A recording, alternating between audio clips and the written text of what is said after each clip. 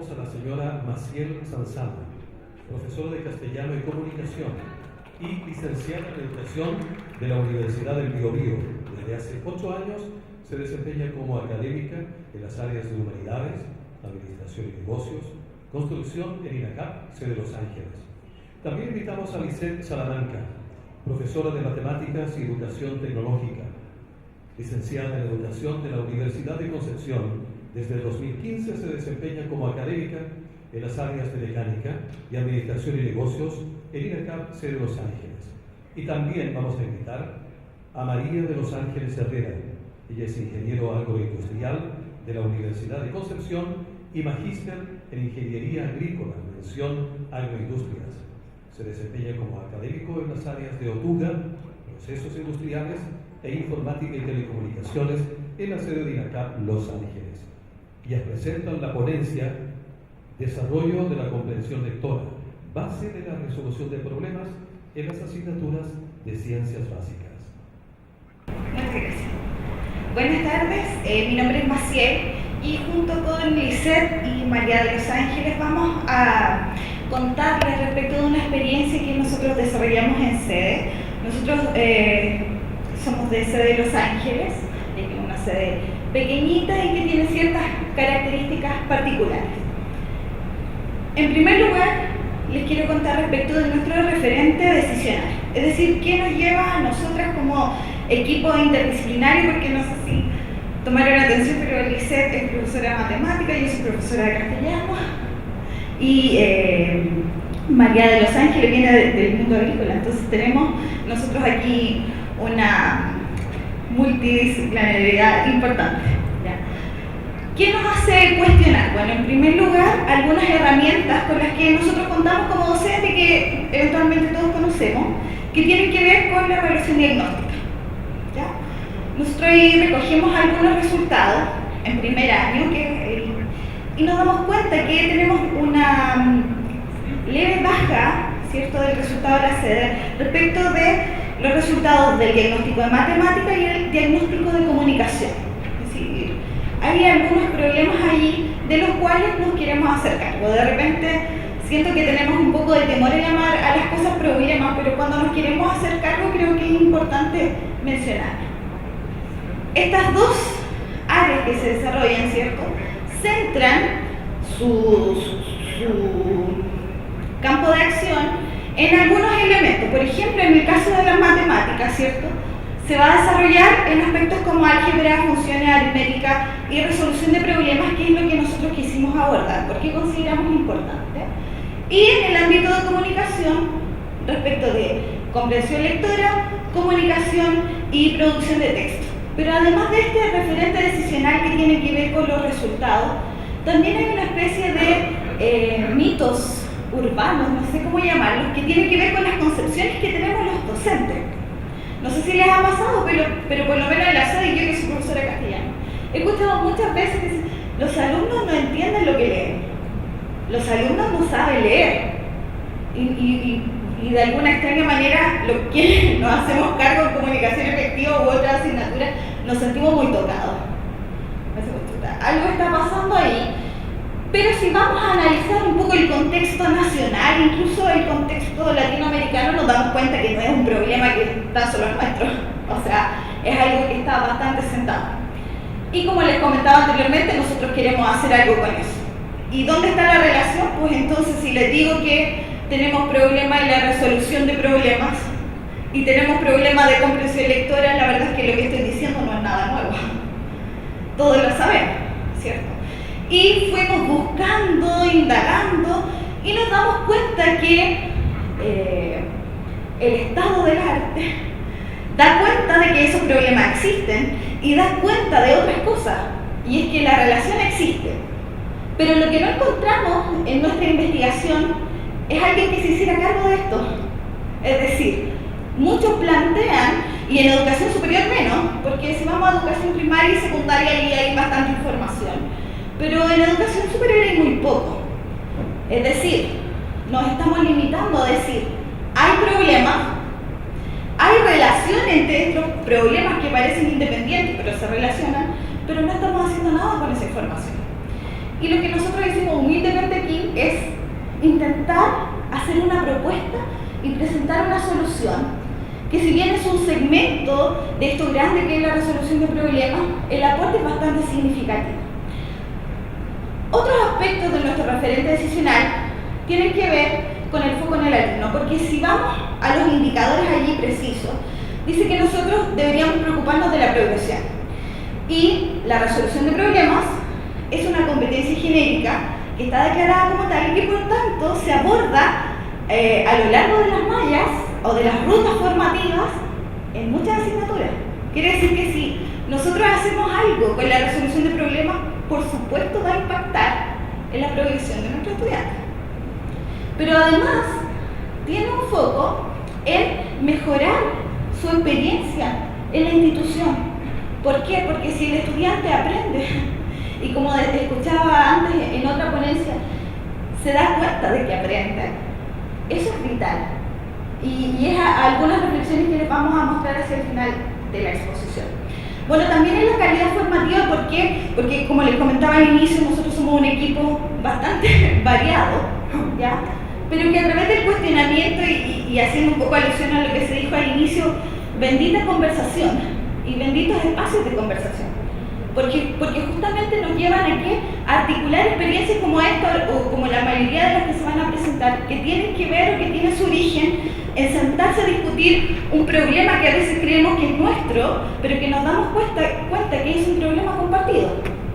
¿Sí? Y bueno, lo de las competencias genéricas ya se lo mencioné. El objetivo de la resolución de problemas es desarrollar la habilidad para enfrentar una situación completamente nueva, ¿sí? Y diseñar un camino de solución. Es decir, eso es vital, porque lo que nosotros estamos haciendo aquí es diseñar y aportar para que los estudiantes desarrollen competencias que están directamente relacionadas con su campo de ejecución en el trabajo. ¿Sí? Y para continuar, voy a dejar a mi compañera. Bueno, muy buenas tardes. Bueno, nosotros estuvimos diseñando esta estrategia, implementándola en 3 asignaturas.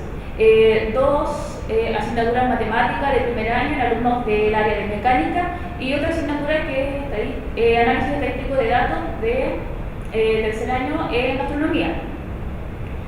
Trabajamos la unidad 4 y 2 respectivamente, y en eso hacer hincapié que solamente desarrollamos una unidad. No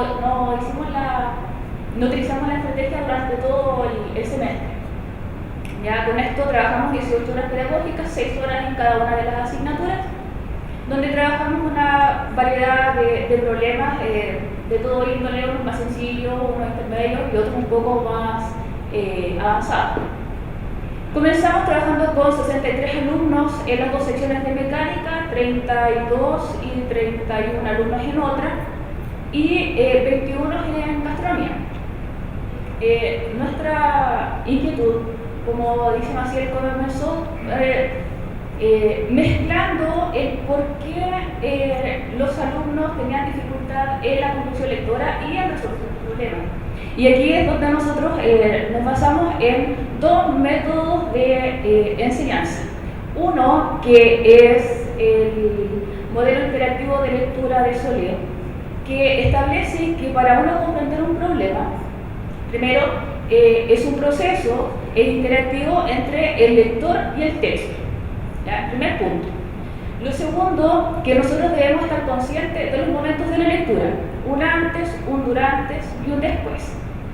En el antes, en el cual lo importante es que nuestro alumno o nuestro lector tenga conocimiento, tenga objetivos o desarrolle hipótesis en cuanto a lo que él quiere leer. Eso es lo principal, y que ojalá estos objetivos sean coincidan con el que tiene el profesor de la sala. Y si no importa, porque todos los errores también se aprenden, ¿cierto? Nosotros estamos conscientes de eso. Y el momento durante y después de la lectura, que tiene que ver con la comprobación de las hipótesis o irlas eliminando a través de la experiencia. El otro, el método de Bolla, que ya es más conocido por mí en este caso, que soy la profesora de matemáticas, que es el método de los 4 pasos. donde el alumno, para poder desarrollar un problema, tiene que desarrollar 4 pasos. El primero, que es comprender el problema, elaborar un plan, aplicar el plan y verificar los resultados, ¿ya? Lo que nosotros hicimos fue, entonces, en esta implementación, fue mezclar los 2 modelos, el de Polya y el modelo interactivo de lectura, para enfrentar la dificultad que nosotros veíamos. ¿Cómo llegamos a este problema? El primer paso, nosotros trabajamos y nos cuestionamos. Y hay como en la sala de profesores, todo pasa en la sala de profesores acá o en la cafetería. Entonces fuimos comentando qué problemas hay.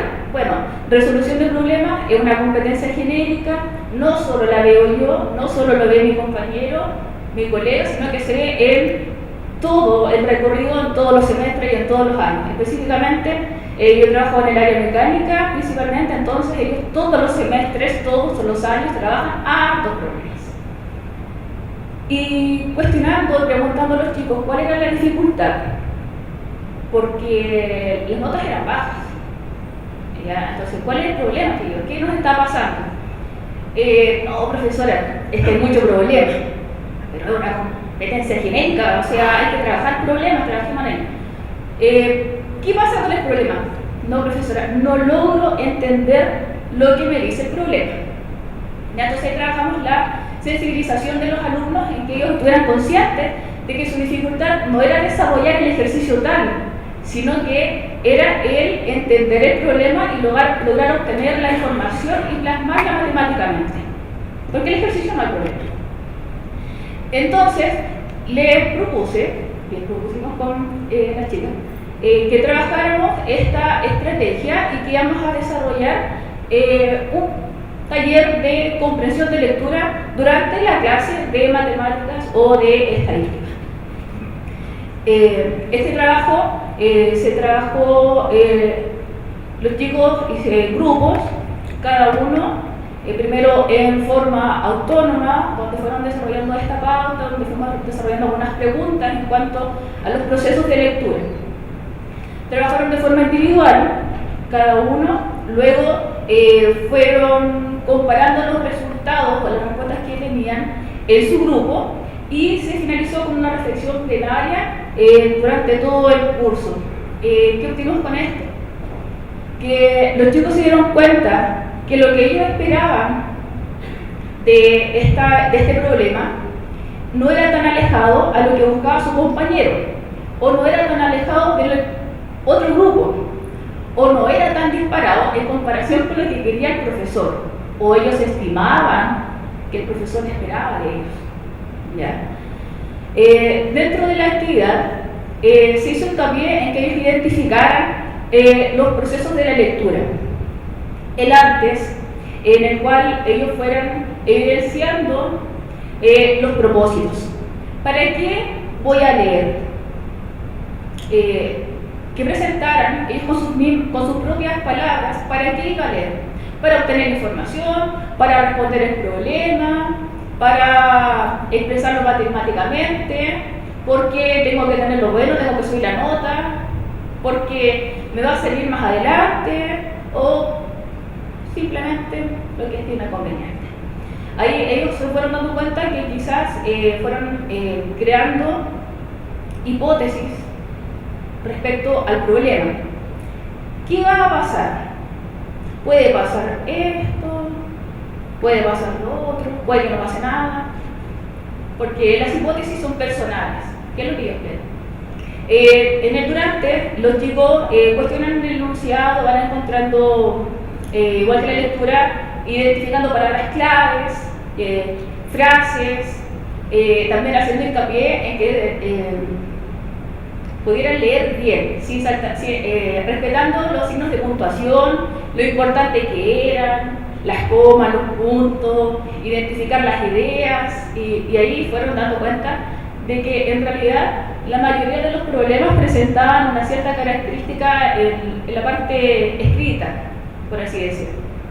Y después verificaron las hipótesis a través de la solución de los problemas que fueron resolviendo.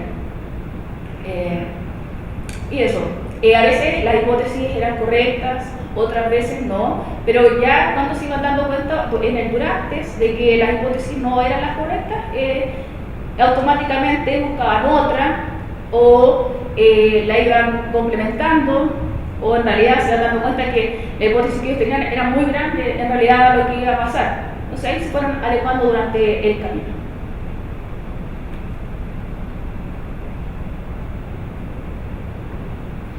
Antes que todo, buenas tardes a todos los presentes. En este caso en particular, la variable que nosotros controlamos o en realidad analizamos es de tipo cuantitativa, ya que lo que se analizó básicamente fue el puntaje obtenido de los estudiantes en la parte de resolución de problemas de una evaluación específica. Entonces, lo que hicimos primeramente fue hacer un análisis personal por cada uno de nuestros alumnos, ¿ya? Ahora, a manera de resumen, en el caso de la asignatura de METIN, ¿cierto?, del área de matemática, mecánica, nosotros logramos un aumento de un 60% en un recuento neto, esto es bien macro en realidad, un 60% en el aumento del puntaje de nuestros alumnos en esa sección específica que es resolución de problemas. Un 24% de disminución y un 12% de mantención en el puntaje, ¿ya? En el caso de la asignatura del MTS, nuestro aumento es del 72,7%, un 9,1% de nuestros estudiantes disminuyó su puntaje y un 18,2% mantuvo el mismo. Ahora, para el caso de gastronomía particularmente, voy a leer los resultados. O sea, un 81% de nuestros estudiantes logró aumentar su puntaje, un 4,8% lo disminuyó y un 14,3% lo mantuvo. Específicamente en, insisto, resolución de problemas, no en la evaluación total, en la parte de resolución de problemas de una evaluación específica. En el caso de gastronomía particularmente hablando, a diferencia de las asignaturas anteriores, el METIN y el MTS, análisis estadístico de datos es una asignatura que se dicta en quinto semestre, tercer año, ¿ya? No es el perfil de un estudiante de primer año.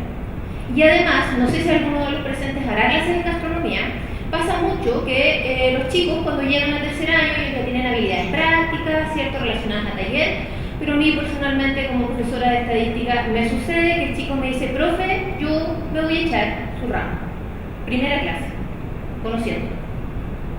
Y eso es una barrera a veces psicológica del estudiante y que la ha arrastrado durante toda su etapa de enseñanza básica, media y luego universitaria. Un estudiante que estudia, valga la redundancia, ni siquiera gastronomía simplemente, sino que él estudia básicamente relacionado a la gestión del área gastronómica, administración gastronómica específicamente, ¿ya? Sucede que este estudiante tiene miedo a las matemáticas, y le tiene miedo a las matemáticas no porque no sepa sumar, multiplicar, dividir o hacer lo que sea, él le tiene miedo a las matemáticas porque no entiende lo que lee y no sabe llevar esta abstracción de lo que le pide el problema a una fórmula súper simple. Coincidentemente, en el análisis estadístico de datos, para la redundancia, nosotros tenemos que corroborar hipótesis y esto se sustenta en los modelos de poliacierto, en el que ellos tienen que básicamente leer el ejercicio, formular una hipótesis y luego corroborar si esa hipótesis se cumple o no.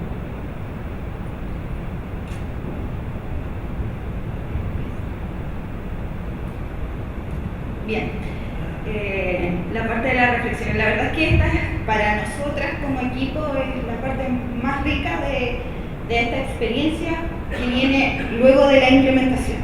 En primer lugar, mencionar que nosotros intentamos a través de esta experiencia derribar una serie de mitos como los que les planteaba al inicio, ¿cierto? O falsas creencias que tenemos nosotros como equipo docente, pero que también traen nuestros estudiantes, como relataba María de los Ángeles. Los chicos que ingresan a gastronomía, por ejemplo, un número importante ingresa porque aparentemente esa carrera no trae matemática, por ejemplo, ¿ya? O hay una reticencia, es decir, la gente hoy día dice, y nuestros estudiantes sobre todo, y ahí ustedes me pueden ayudar a ratificar, yo no leo, profesora, a mí no me gusta leer, pero entonces porque no le han encontrado una funcionalidad. Y lo que nosotros intentamos hacer aquí es llevar las culturas discursivas a los estudiantes, es decir, lo importante de manejar una estrategia de lectura no es leer cualquier cosa, sino que leer lo que me interesa leer. Y en el caso de nuestros estudiantes, necesito manejar una estrategia de comprensión de texto porque necesito leer y comprender estos enunciados para resolver problemas de la vida diaria, como los que planteaban los colegas hace un momento. Bueno, esta estrategia, fuera de lo numérico, que fue lo que presentó María de los Ángeles, también nos aportó en dos aspectos fundamentales, que la primera es la conciencia del proceso, es decir, nuestros estudiantes fueron más conscientes de que tanto leer como resolver problemas, como mezclamos estos dos elementos, son un proceso, y que sean un proceso implica que tienen partes, que tienen etapas y que se deben ir desarrollando secuencialmente. Y una vez que tuvieron conciencia del proceso, igualmente pudieron detectar en qué momento del proceso ellos presentaban dificultades.